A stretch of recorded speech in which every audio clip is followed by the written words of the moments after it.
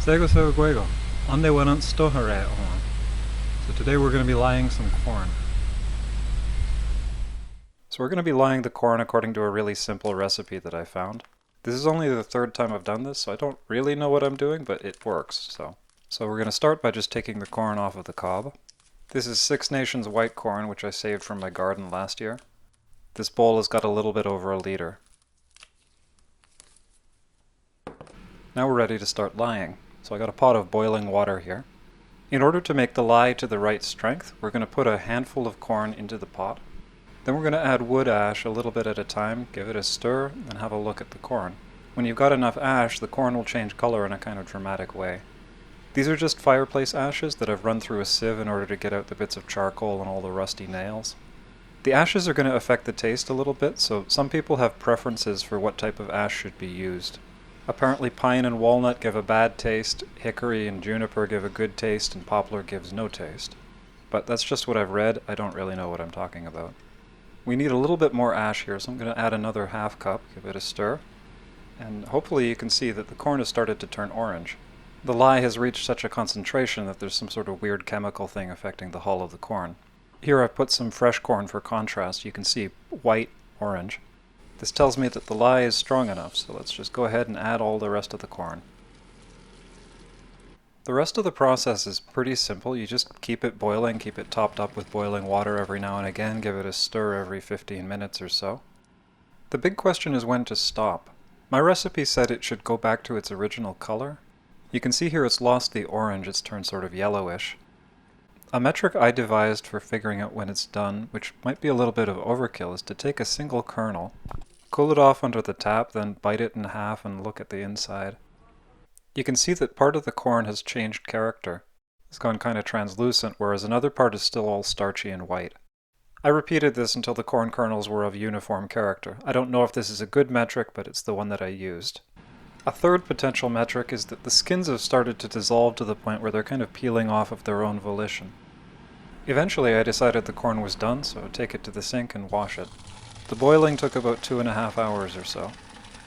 The next thing we're going to try and do is get all the lye residue off. So I'm draining it through a colander to start off with, and shaking, agitating, rinsing, draining, shaking, agitating, rinsing, draining.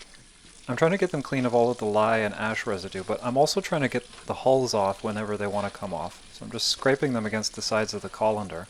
By this time, the alkalinity of the lye has dissolved the hulls to the point where they got basically no structural integrity and they come off with just even slight agitation.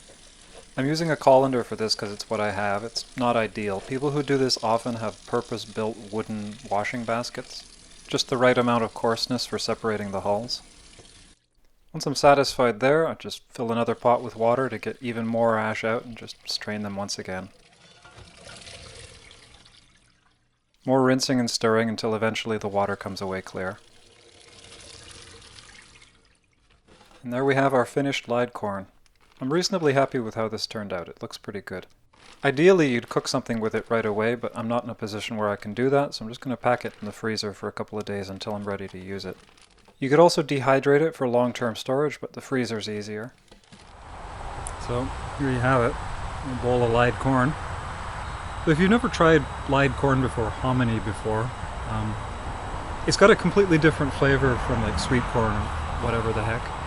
It's kind of hard to describe that difference. Kind of unusually, these ones that I've made, they've got kind of a smoky taste. They've absorbed some flavor from the ashes. Now of course, you wouldn't just eat a bowl of lied corn just like this.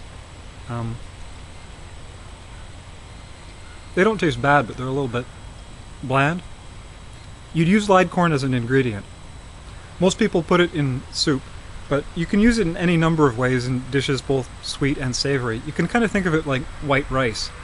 You can put white rice in a soup, you can put it in a stir fry, you can put it in a pudding. Or you can make bread out of it. So because I think it's a little bit more interesting a conclusion, I'm going to make some stuff out of this as well.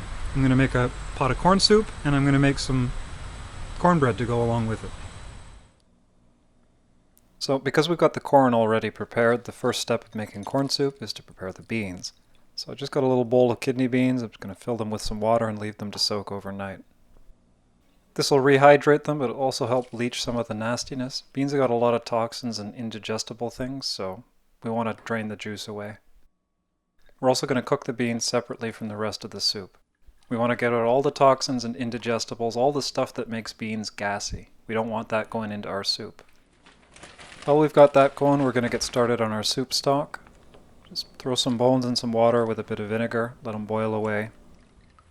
While those are boiling away, we're going to get a start on our bread, so bringing out the corn pounder again. We're going to use the lied corn for the bread this time just to see how different it is. First off, it's way the heck easier to mill. You don't have to pound it at all, you just sort of mash it. You don't have to hit it with any kind of force at all. I'd imagine you could even do this with like a potato masher in a bowl. It probably wouldn't end up very fine, but I bet you could do it. This process was much faster than milling the dried corn. It took about half as much time. As well, significantly less effort. Mashed potatoes probably isn't a bad simile. The finished product has kind of got that consistency. The flour is quite a bit finer than the stuff I milled from dry as well. All done, about 6 minutes of work. Back inside we got our little bowl of corn mash. We're going to turn it into dough. It's moist enough to stick together here, but it doesn't have quite the right consistency. You can just break it apart pretty easily. I don't have a lot of familiarity with lied corn flour, but I can say that having done some more experiments since filming this, it shouldn't be behaving this way. I made a mistake. When I make a ball and I roll it around in my hands, it just sort of crumbles into bits. Lied corn flour should be behaving a little bit more like wheat flour, not like a cornmeal. It should gel together, it should be kind of sticky and slimy to the touch, whereas this was kind of just dry. I diagnosed the problem later. I think it was due to me freezing it. It changed the consistency or whatever. I should have boiled it briefly before milling it. I sort of got around the problem by adding a lot of water and just mixing it all together and then letting it sit. This made it functional, but it still didn't have quite the structure that it should have had. Oh well, we're going to make it work. A couple hours of neglect later and I have successfully overcooked the beans, so we're just going to drain them and wash them and set them aside. Our bone broth is also more or less functional at this point, so I'm just going to take all the bones out. We need some meat, so I'm going to cut up a piece of ham. Typically people will use salt pork for this. Any meat will do, technically. The best ones use a nice greasy pork shoulder, something with lots of collagen and fat. I'm just going to cut this up into little cubes. Nice little one-bite chunks. Then into the pot with them. I'll let them simmer for a little while before I add the other ingredients. They don't have to simmer for very long, they've already been cooked. I'm going to add a bouillon cube though, just to compensate. Back to the sink, I've taken the corn that's been thawing, I'm just going to rinse it once more. Then into the pot with the corn and the beans, just going to add as much as looks right. Nice and thick. I think I need a little bit more liquid, so I'm going to have to get the bigger pot, which prohibits filming. Excellent. So we'll just get that going, let it cook, and meanwhile we'll get to work on the bread. We're going to do a really simple bread, just the lied corn flour, water, and some lard. Knead it nice and smooth, make a little patty, put it on the tray, and then into the oven. About 45 minutes or so of cooking and they're both done. Here's what the soup looks like. Doesn't that just look wonderful? I freely admit it is not a good looking soup. I promise it tastes better than it looks. And here's the bread. Nothing fancy. Let's give it a try and see how it tastes.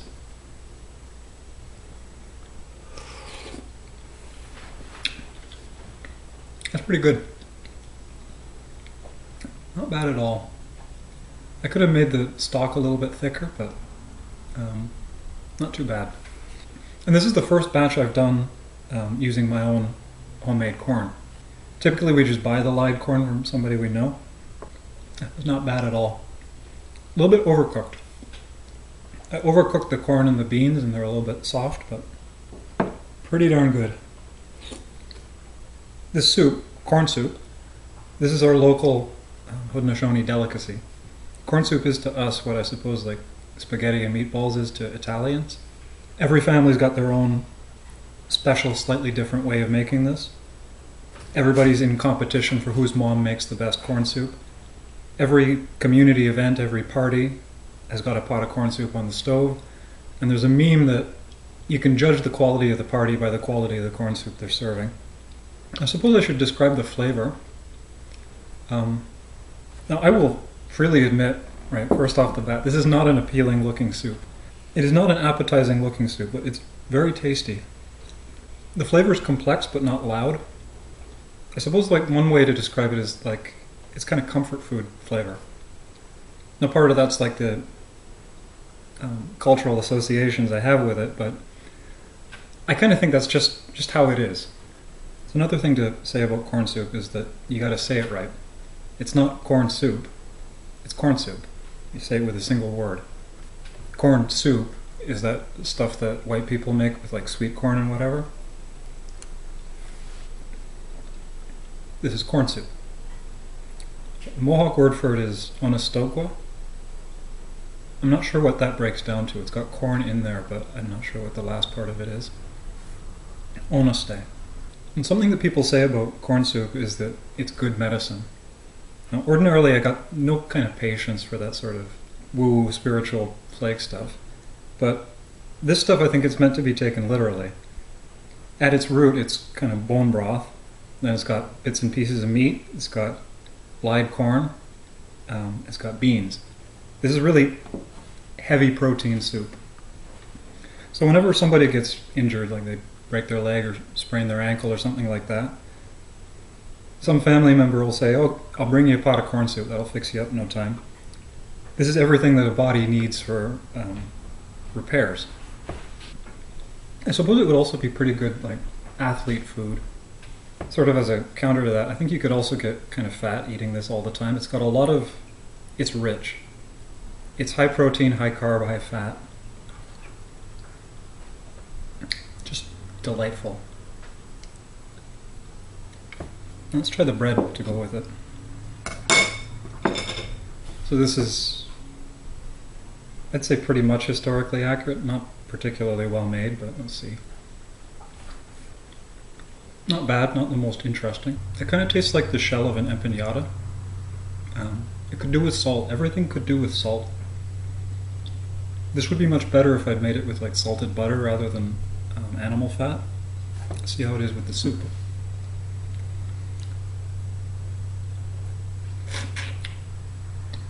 Oh, that's so much better. Yeah, that's good. Because the soup actually has some salt, it counterbalances this. It's kind of a nice combo. This was my first time working with lied corn flour, and it behaves kind of weird. So I could have done better with this. So I want to have a brief word about lied corn itself. A lot of white folks know it as hominy. Nobody calls it hominy on Six Nations, it's lied corn. The Mohawk word for it is ganat stohere, which is like washed corn.